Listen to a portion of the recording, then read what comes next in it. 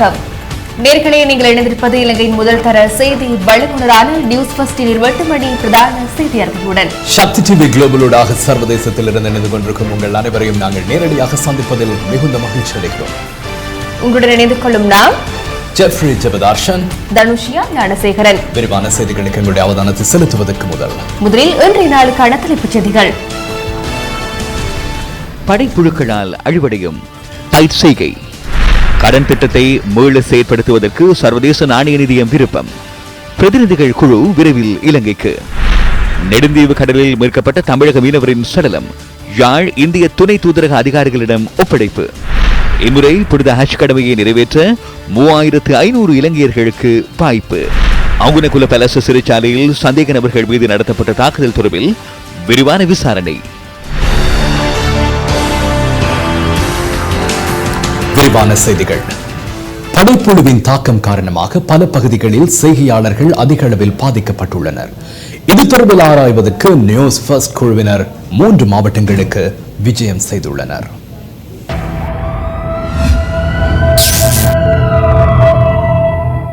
நாடென்ற ரீதியில் நாம் பலதரப்பட்ட சந்தர்ப்பங்களிலே பல்வேறு பிரச்சனைகளுக்கும் பல்வேறு அசௌகரியங்களுக்கும் முகம் கொடுத்துள்ளோம்.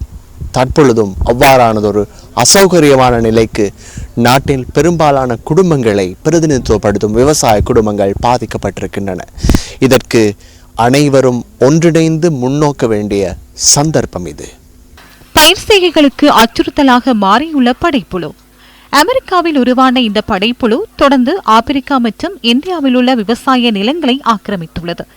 இந்தியா ஊடாக கடந்த அக்டோபர் மாதமளவில் இலங்கையின் விவசாய நிலங்களில் இந்த படைப்புழுக்கள் பரவியிருக்கலாம் என சந்தேகிக்கப்படுகின்றது.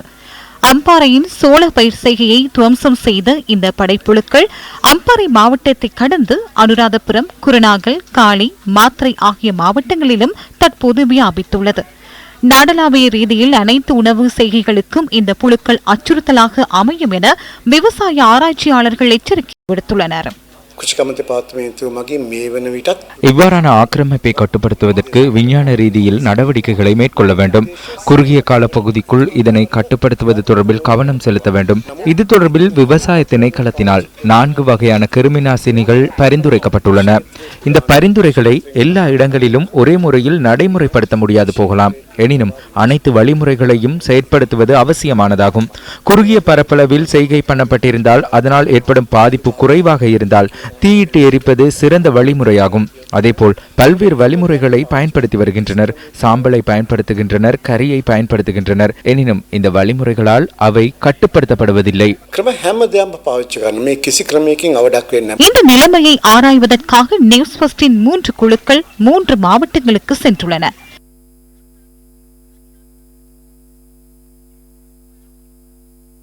அனுராதபுரம் துருவில பகுதியில் 4 ஏக்கர் சோள பயிர்ச்செய்கை அழிவடைந்துள்ளமையை காண முடிந்தது.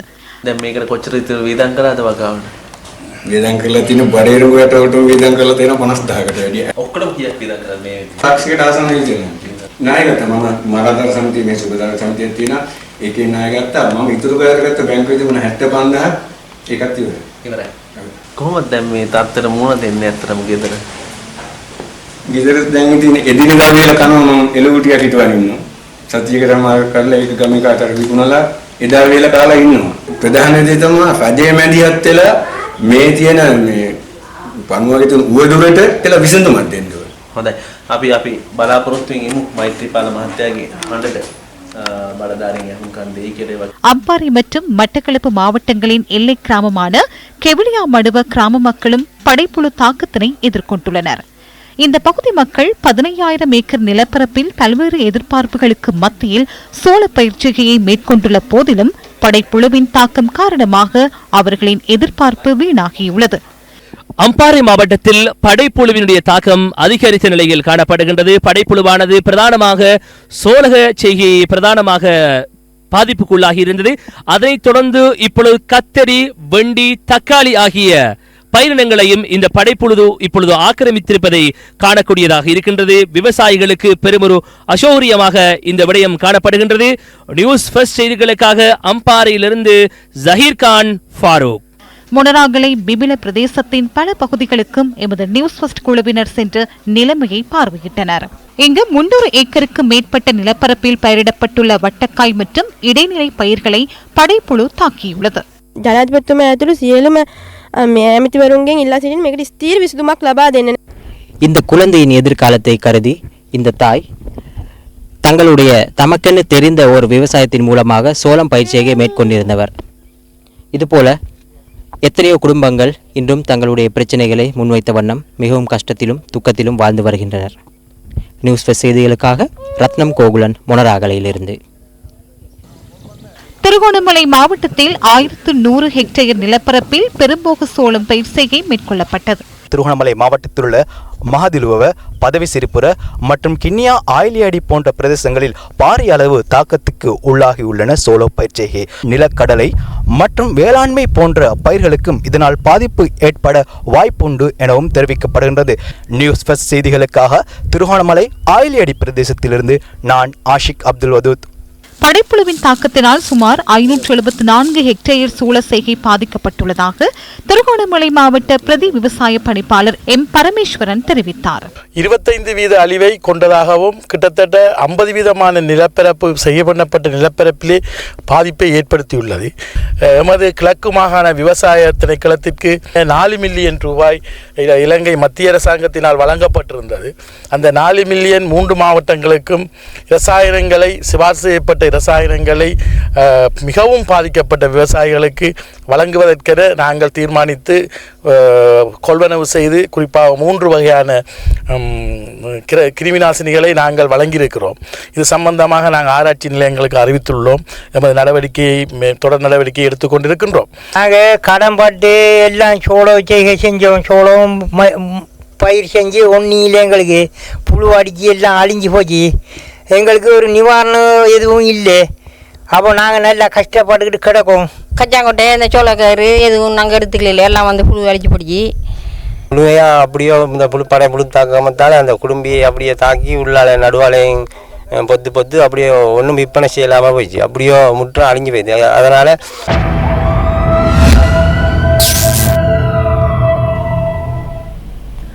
படைப்புழுவினால் ஏற்பட்டுள்ள பாதிப்புகள் தொடர்பில் தெளிவுபடுத்துவதற்காக விவசாய அமைச்சில் இன்று ஊடக சந்திப்பு ஒன்று ஏற்பாடு செய்யப்பட்டிருந்தது.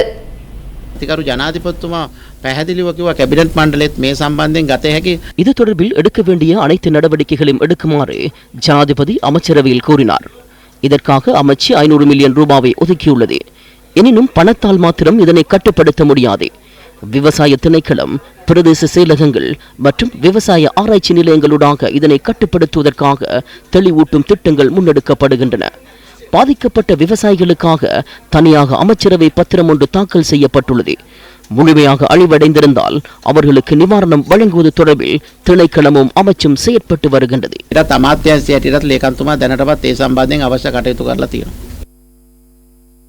பிலிப்பீன்ஸுக்கான 4 நாள் உத்தியோகபூர்வ விஜயத்தை மேற்கொண்டுள்ள ஜனாதிபதி மைத்ரிபால சிறிசேன இன்று பிற்பகல் அந்த நாட்டு ஜனாதிபதி ராட்ரிகோ டுவரேட்டை சந்தித்துள்ளார்.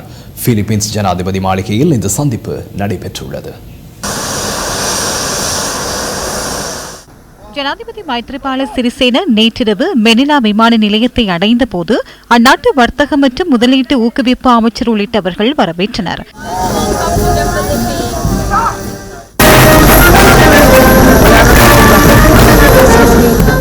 பிலிப்பைன்ஸ் ஜனாதிபதி ராட்ரிகோ டுட்டேயின் அழைப்பை ஏற்று ஜனாதிபதி மைத்ரிபால சிறிசேன இந்த விஜயத்தில் ஈடுபட்டுள்ளார். ஜனாதிபதி உள்ளிட்ட பிரதிநிதிகள் இன்று பிற்பகல் அந்நாட்டு ஜனாதிபதியை சந்தித்தனர்.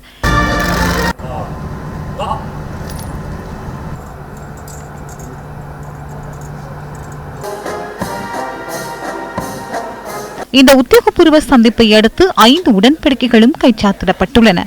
2 நாடுகளுக்கும் நன்மை கிட்டும் வகையில் உறவுகளை பலப்படுத்துவது தொடர்பில் இங்கு விசேட கவனம் செலுத்தப்பட்டதுடன் பிலிப்பைன்ஸ் தூதரகம் ஒன்றை கொழும்பில் ஸ்தாபிப்பது தொடர்பிலும் இங்கு கலந்துரையாடப்பட்டது. 2 நாடுகளுக்கும் இடையில் பொருளாதார வர்த்தக உறவுகளை புதிய திட்டங்கள் மூலம் மீண்டும் கட்டி எழுப்புவதற்கு பொருளாதார சபையொன்றை உருவாக்குவது தொடர்பிலும் இங்கு கவனம் செலுத்தப்பட்டுள்ளது. பாதுகாப்பு, சுற்றுலா, விவசாயம் மற்றும் கல்வி ஒத்துழைப்பை மேம்படுத்தும் வகையில் இந்த உடன்படிக்கைகள் கைச்சாத்திடப்பட்டுள்ளன. இதேவேளை ஜனாதிபதி மைத்ரிபால சிறிசேன இன்று முற்பகல் பிலிப்பைன்ஸின் தேசிய வீரர்களை நினைவு கூறும் நினைவு தூபிக்கு சென்று மலரஞ்சலி செலுத்தியுள்ளார்.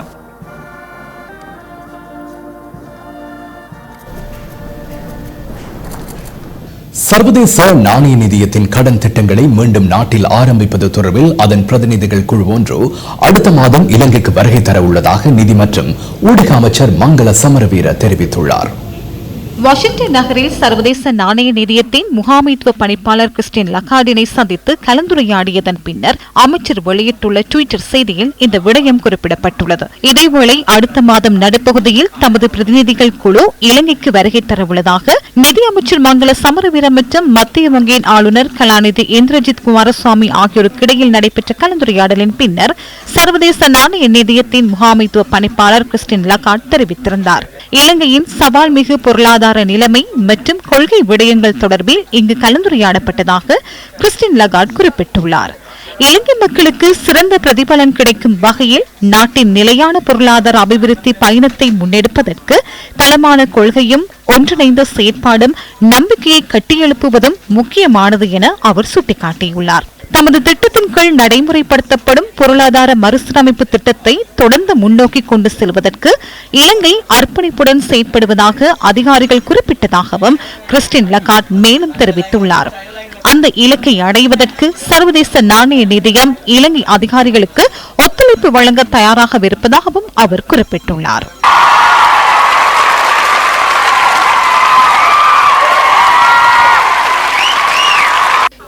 சர்வதேச நாணய நிதியத்தின் பிரதிநிதிகளை சந்தித்து அரசாங்கத்தின் செலவுகளை அதிகரித்துக் கொள்வது தொடர்பில் கலந்துரையாடுவதாக நிதியமைச்சர் கூறியதாக அண்மையில் பத்திரிகைகள் செய்தி வெளியிட்டிருந்தன.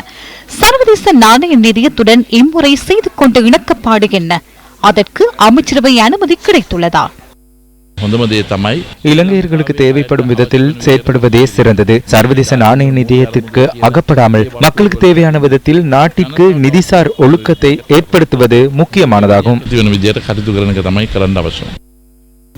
யாழ்ப்பாணம் நெடுந்தீவுக்கு அருகில் உள்ள கடற்பரப்பில் கடந்த ஞாயிற்றுக்கிழமை சடலமாக மீட்கப்பட்ட இந்திய மீனவரின் பிரேத பரிசோதனை இன்று நடைபெற்றது. யாழ் போதனா வைத்தியசாலையில் பிரேத பரிசோதனை முன்னெடுக்கப்பட்டது. நீரில் மூழ்கியமையால் மீனவர் உயிரிழந்துள்ளமை பிரேத பரிசோதனையில் உறுதி செய்யப்பட்டுள்ளதாக யாழ் போதனா வைத்தியசாலையின் பணிப்பாளர் டாக்டர் டி சத்தியமூர்த்தி குறிப்பிட்டார். பிரேத பரிசோதனையின் பின்னர் மீனவரின் சடலம் யாழ்ப்பாணத்தில் உள்ள இந்திய துணை தூதரக அதிகாரிகளிடம் ஒப்படைக்கப்பட்டுள்ளது.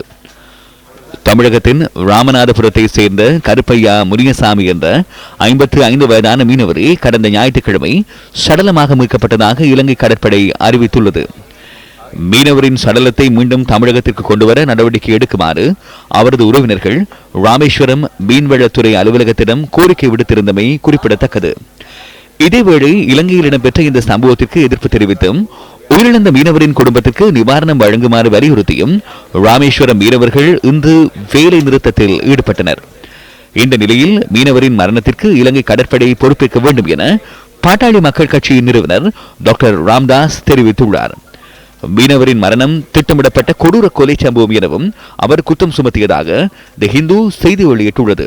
இதேவேளை உயிரிழந்த முனியசாமியின் குடும்பத்துக்கு 5 லட்சம் ரூபாவை தமிழக அரசாங்கம் வழங்கும் என முதல்வர் எடப்பாடி பழனிசாமி அறிவித்துள்ளதாக தமிழக செய்திகள் தெரிவிக்கின்றன. தமிழக மீனவர்களின் வாழ்வாதாரத்தை பாதுகாக்க தொடர்ந்தும் நடவடிக்கை எடுக்கப்படும் என அவர் குறிப்பிட்டுள்ளார். எவ்வாறாயினும் இந்த சம்பவம் தொடர்பில் கடற்படையினர் மீது சுமத்தப்படுகின்ற ஆதாரமற்ற குற்றச்சாட்டுகளை இலங்கை கடற்படை ஏற்கனவே நிராகரித்துள்ளது. இலங்கை கடற்பரப்புக்குள் விபத்துக்குள்ளான படகொன்றில் இருந்த 5 மீனவர்களை கடற்படையினர் மீட்டு அழைத்து வந்தபோது அவர்களின் படகு நீரில் மூழ்கியுள்ளது.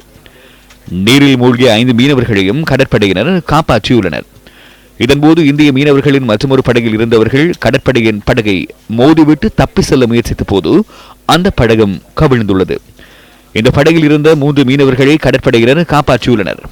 பின்னர் மேற்கொள்ளப்பட்ட தேடுதலின் போதே மீனவர் ஒருவரின் சடலம் மீட்கப்பட்டதாக கடற்படையின் பேச்சாளர் குறிப்பிட்டார். கடற்படையினரால் மீட்கப்பட்ட 8 மீனவர்களும் ஊர்காவல்துறை நீதவான் முன்னிலையில் ஆஜர்படுத்தப்பட்டதன் பின்னர் எதிர்வரும் 23ஆம் தேதி வரை விளக்கமறியலில் வைக்கப்பட்டுள்ளனர். இதனை தவிர மேலும் 20 மீனவர்களும் கடந்த வார இறுதியில் கைது செய்யப்பட்டு விளக்கமறியலில் வைக்கப்பட்டுள்ளனர். இலங்கைக்கு சொந்தமான கச்சத்தீவின் கடற்பரப்பில் இந்திய மீனவர்கள் சட்டவிரோதமான சோழர் படகுகளுடன் படையெடுத்து மீன்வளத்தை கபளீகரம் செய்கின்றமை தொடர்பில் நாம் பல தடவைகள் செய்தி வெளியிட்டிருந்தோம். 2014ஆம் ஆண்டு கச்சத்தீவுக்கு சென்ற நியூஸ் ஃபர்ஸ்ட் குழாத்தினர் இந்திய மீனவர்களின் அத்துமீறல்களினால் இலங்கை கடல்வளம் சூறையாடப்படுகின்றமை தொடர்பில் விவரண தொகுப்பொன்றையும் ஒளிபரப்பி எதிர்வு கூறல் ஒன்றையும் விடுத்திருந்தோம்.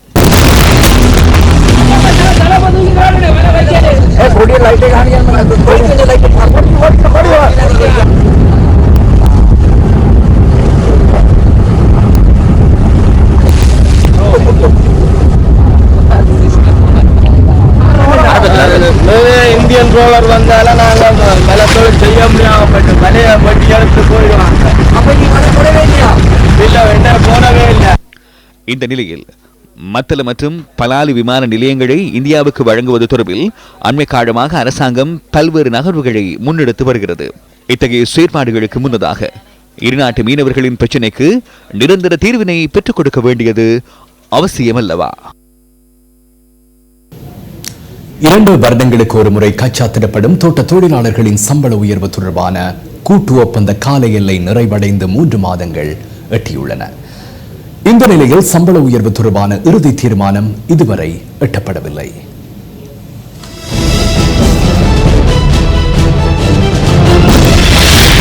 கைகூடுமா கூட்டு ஒப்பந்தம்? கடைசியா 600 ரூபான்னு அடிப்படை சம்பளத்தை கண்டிப்பாக 600 ரூபாய்க்கு வர கூட்டலான்னு சொன்ன கம்பெனி இன்னைக்கு 625 ரூபாய்க்கு வந்திருக்கு அடிப்படை சம்பளம். ஆனால் நாங்கள் இணங்கிக்கல அதுக்கு.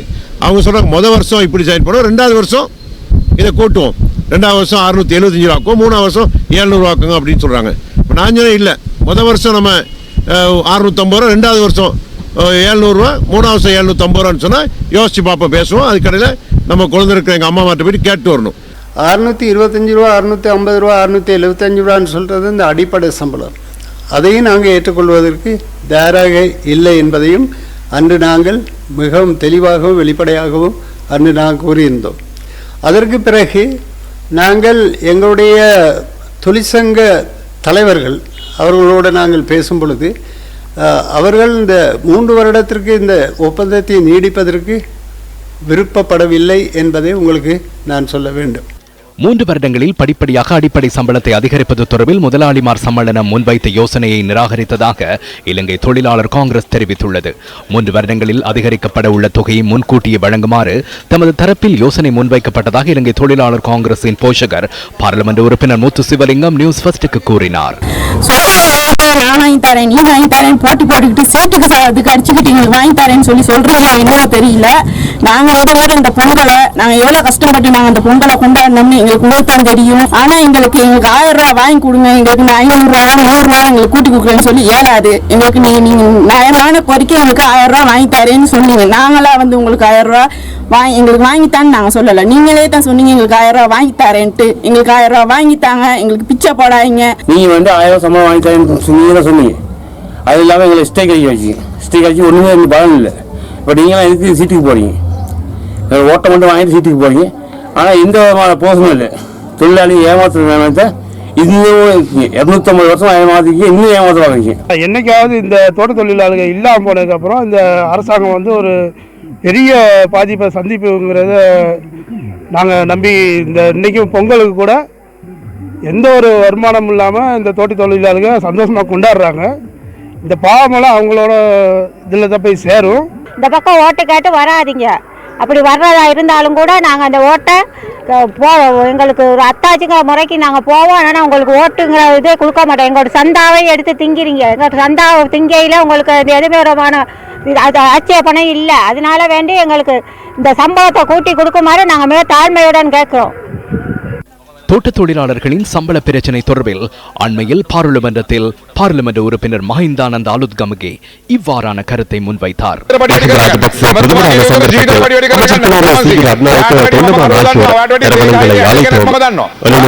அடிப்படை சம்பளத்திற்கு இணங்கினர். ஆனால் நீங்கள் 630 ரூபாய்க்கு இணங்கியுள்ளீர்கள். உங்கள் பேச்சுவார்த்தைக்கு என்னை அழையுங்கள், அதனை நான் கோருகின்றேன். ஒன்றிணைந்து செயற்பட்டால் இந்த போராட்டத்தில் வெற்றி பெற முடியும்.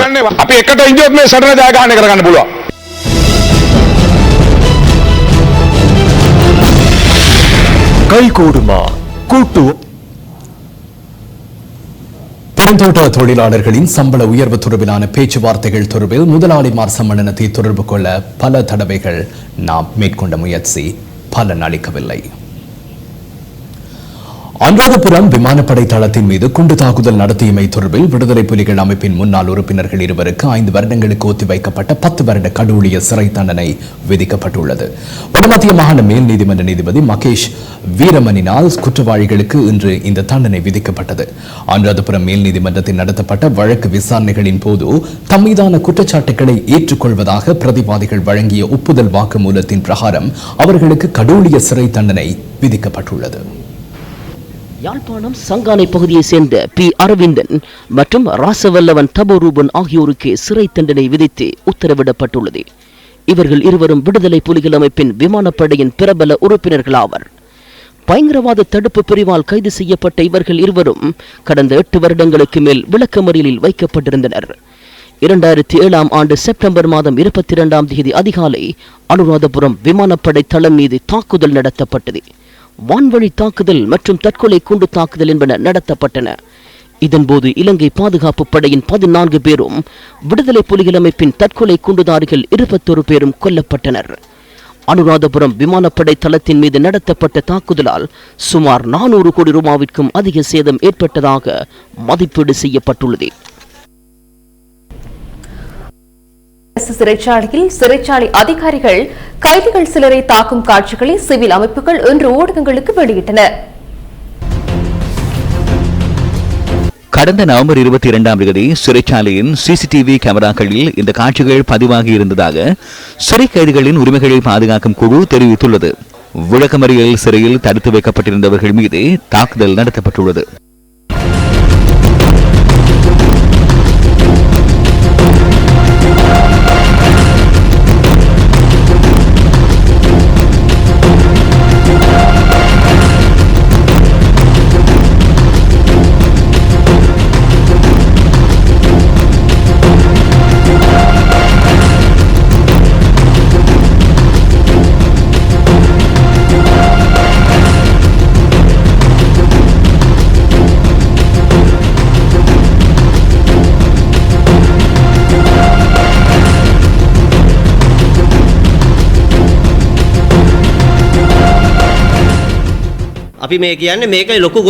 இது ஒரு சதித்திட்டம். 2018ஆம் ஆண்டு அக்டோபர் 21ஆம் தேதி அங்குருகுல பலச சிறைச்சாலையின் கைதிகள் நடத்திய ஆர்ப்பாட்டமே இதன் ஆரம்பமாகும். தம்மை பார்வையிட வருகின்ற உறவினர்களின் ஆடைகள் களையப்பட்டு அவர்கள் சோதனைக்குட்படுத்தப்பட்டதை கண்டித்தே அவர்கள் இந்த ஆர்ப்பாட்டத்தை நடத்தினர். இதனை உடனடியாக நிறுத்துவதற்கு நடவடிக்கை எடுக்குமாறு கைதிகள் சிறைச்சாலை அத்தியட்சகரை சந்தித்து கோரிக்கை விடுத்தனர். என்னால் அதனையும் செய்ய முடியாது. நீங்கள் பல்கலைக்கழக மாணவர்களை போன்று ஏதேனும் செயற்பாடுகளில் ஈடுபடுங்கள் என இதன்போது அவர் கூறியதாக நமக்கு தகவல் கிடைத்தது. சிறைச்சாலை அத்தியட்சகரை அவர்களை ஆர்ப்பாட்டம் நடத்துமாறு ஆலோசனை கூறுகிறார். ஆர்ப்பாட்டம் நடத்தியதும் சிறைச்சாலை சிற்றுண்டி சாலையை கைதிகளை பயன்படுத்தி தகர்ப்பதற்கு அத்தியட்சகர் முயற்சிக்கிறார். அரசு சொத்துக்களை சேதப்படுத்த வேண்டிய தேவை எமக்கில்லை என கைதிகள் கூறுகின்றனர். மனிதநேயமற்ற சோதனை நடவடிக்கையை நிறுத்த வேண்டிய தேவையே உள்ளது என அவர்கள் கூறுகின்றனர். சிறைச்சாலையின் அத்தியட்சகர் ஸ்ரீதத் தம்மிக என்பவரே இதனை வழிநடத்துகிறார். பிரதம சிறை அதிகாரி பிரதீப் வசந்தகுமார, சிறை அதிகாரிகளான ADS சமரவீர, அஜித் குமார, ஷெல்டன், அபயகுணவர்தன, களஞ்சிய பொறுப்பாளர் P கமகி, களஞ்சிய உத்தியோகத்தர் இந்திக்க, பாதுகாவலர் உதயங்க, ரசிக சந்தன, பிரபாத், குமார, ஹேமா நாயக்க உள்ளிட்ட மேலும் சிலர் உள்ளனர். சிறை கைதிகளும் மனிதர்களே என அவர்கள் வார்த்தையில் மாத்திரமே கூறுகின்றனர். மனிதநேயமற்ற வகையிலேயே அவர்கள் கைதுகளை நடத்துகின்றனர். ஐக்கிய நாடுகள் சபையின் உறுப்பு நாடு என்ற வகையில் இலங்கை குற்றவாளிகளை நடத்துவது தொடர்பிலான தரங்கள் அடங்கிய கொள்கை பிரகடனத்தில் கைச்சாத்திட்டுள்ளது. சர்வதேச ரீதியில் இணக்கம் தெரிவித்துவிட்டு சிறைச்சாலைகளில் இத்தகைய துரதிருஷ்டவசமான சம்பவங்களில் ஈடுபடுகின்றார்கள். இது தொடர்பில் அறிய கிடைத்துள்ளது. விசாரணை நடத்தி அறிக்கை சமர்ப்பிப்பதற்காக சிறைச்சாலைகள் ஆணையாளர் நாயகம் சிறைச்சாலைகள் ஆணையாளர் ஒருவரை நியமித்துள்ளார். அறிக்கை கிடைத்ததன் பின்னரே இந்த சம்பவத்திற்கான காரணத்தை கூற முடியும். எமது விசாரணை குழு சென்று அங்கு ஆராய வேண்டும். இந்த சம்பவம் தொடர்பில் ஆராய்ந்து எதிர்வரும் திங்கட்கிழமைக்கு முன்னதாக அறிக்கையை சமர்ப்பிக்குமாறு நீதி மற்றும் சிறைச்சாலைகள் மறுசீரமைப்பு அமைச்சர் தலதா அத்துக்குரல சிறைச்சாலைகள் ஆணையாளர் துஷார் உப்புல்தனியவிற்கு ஆலோசனை வழங்கியுள்ளார். இன்னமும் நீதிமன்றத்தால் குற்றவாளிகளாக காணப்படாது விளக்கமறியலில் வைக்கப்பட்டுள்ள சந்தேக நபர்களே தாக்குதலுக்கு இலக்காகியுள்ளனர். நீதிமன்றத்தால் குற்றவாளியாக காணப்படும் வரை சுற்றவாளி என்ற இயற்கை நீதியை இந்த அதிகாரிகள் புரிந்து கொள்ள தவறியுள்ளனரா? அத்தகைய நிலைமையின் போதும் குற்றத்திற்கான தண்டனையை விதிக்கும் அதிகாரம் நீதிமன்றத்திற்கே உள்ளது. தண்டனை வழங்கும் அதிகாரத்தை சட்டத்தை நடைமுறைப்படுத்தும் அதிகாரிகள் கையிலேற்று செயற்படுத்த முடியுமா? இது அனைவரதும் கவனத்திற்கு. மூடப்பட்டுள்ள கண்டி கலஹ வைத்தியசாலை இன்று மீள திறக்கப்பட்டது. இந்த வைத்தியசாலை மத்திய மாகாண ஆளுநர் மைத்ரி குணரத்னவினால் இன்று திறந்து வைக்கப்பட்டது. கலஹ வைத்தியசாலை சுமார் 5 மாத காலமாக மூடப்பட்டமையினால் 28 கிராமங்களைச் சேர்ந்த மக்கள் பாதிக்கப்பட்டிருந்தனர். இந்த நிலையில் மத்திய மாகாண ஆளுநர் மைத்ரி குணரத்னவினால் வைத்தியசாலை திறந்து வைக்கப்பட்டது. இந்த டாக்டர்மார் எல்லாம் வராங்க, ரொம்ப கஷ்டப்பட்டு படிச்சு தான் வராங்க. சும்மா கண்ட வாக்கில் போயிட்டு டாக்டர் ஒன்று தேடிக்கிட்டு வரையினார். அங்க வந்து இருப்பாங்க, அவங்களுக்கு அடிச்சு போட்டா இன்னுமேல டாக்டர்மார் இங்க வர மாட்டாங்க. மக்களோட நான் கேட்கிறேன், தயவு செய்து எது சரி பிரச்சனை இருந்தா நம்ம சாதுக்கு வந்து சொல்லுங்க. அல்லாட்டி நான் ஒரு டெலிபோன் நம்பரை கொடுக்குறேன், அந்த டெலிபோன் நம்பருக்கு ஒரு கால் ஒன்று கொடுங்க. ஆனா ஆட்கள் எடுத்து போலீஸ்ல வேலை ஆள் செய்ய, போலீஸ்ல வேலை செய்யறதுக்கு போலீஸ் இருக்காங்க. கடந்த வருடம் 8ஆம் மாதம் 28ஆம் திகதி கண்டி கலஹ வைத்தியசாலையில் அனுமதிக்கப்பட்ட ஆண் குழந்தையொன்று உயிரிழந்ததை அடுத்து வைத்தியசாலை வளாகத்தில் அமைதியின்மை ஏற்பட்டது. காய்ச்சலால் பிடிக்கப்பட்ட 1.5 வயது ஆண் குழந்தையொன்று கண்டி கலஹ வைத்தியசாலையில் அனுமதித்ததன் பின்னர் சரியான சிகிச்சை வழங்கப்படவில்லை. அதன் பின்னர் பெற்றோர் குழந்தையை கண்டி பேராதனை வைத்தியசாலைக்கு கொண்டு செல்லும் போது குழந்தை உயிரிழந்துள்ளது. இதனால் சம்பவத்தில் கோபமடைந்த பிரதேச மக்கள் வைத்தியசாலையின் சுமார் 500 மீட்டர் வரையான வளாகம் ஆர்ப்பாட்டக்காரர்களால் சுற்றி வளைத்து தாக்குதல் நடத்தியிருந்தனர். இதனால் ஏற்பட்ட அமைதியின்மையை தொடர்ந்து கலஹ வைத்தியசாலை மூடப்பட்டிருந்தமை குறிப்பிடத்தக்கது. 2018 பிளாட்டினம் விருது வழங்கல் விழாவின் ஆரம்ப நிகழ்வு கொழும்பு தர்சன் கல்லூரியில் இன்று நடைபெற்றது. 2017 டிசம்பர் மாதம் முதல் 2018ஆம் ஆண்டு டிசம்பர் வரை திறமையை வெளிப்படுத்திய நாட்டின் விளையாட்டு வீர வீராங்கனைகளை கௌரவிக்கும் வகையில் பிளாட்டினம் விருது வழங்கல் விழா ஏற்பாடு செய்யப்பட்டுள்ளது. 2018 பிளாட்டினம் விருது வழங்கல் விழாவின் ஆரம்ப நிகழ்வில் நியூஸ் ஃபர்ஸ்ட் அலைவரிசை பிரதானி சுரங்க சேனநாயக்க அலியான்ஸ் நிறுவனத்தின் சந்தைப்படுத்தல் பிரிவின் ஆலோசகர் நந்தன விக்ரமகே உள்ளிட்ட உயர் அதிகாரிகள் கலந்து கொண்டனர். பிளாட்டினம் விருது வழங்கல் விழாவில் இம்முறை 20 விருதுகளும் 10 பதக்கங்களும் வழங்கப்பட உள்ளன.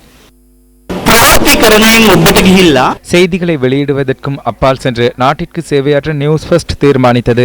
மக்களிடம் சென்று அவர்களின் குறைகளை கேட்டறிந்து அவர்களுக்கு உதவி புரிய நாம் ஆரம்பித்தோம். விளையாட்டுத் துறையில் பாரிய குறைபாடுகளை நாம் கண்டறிந்தோம்.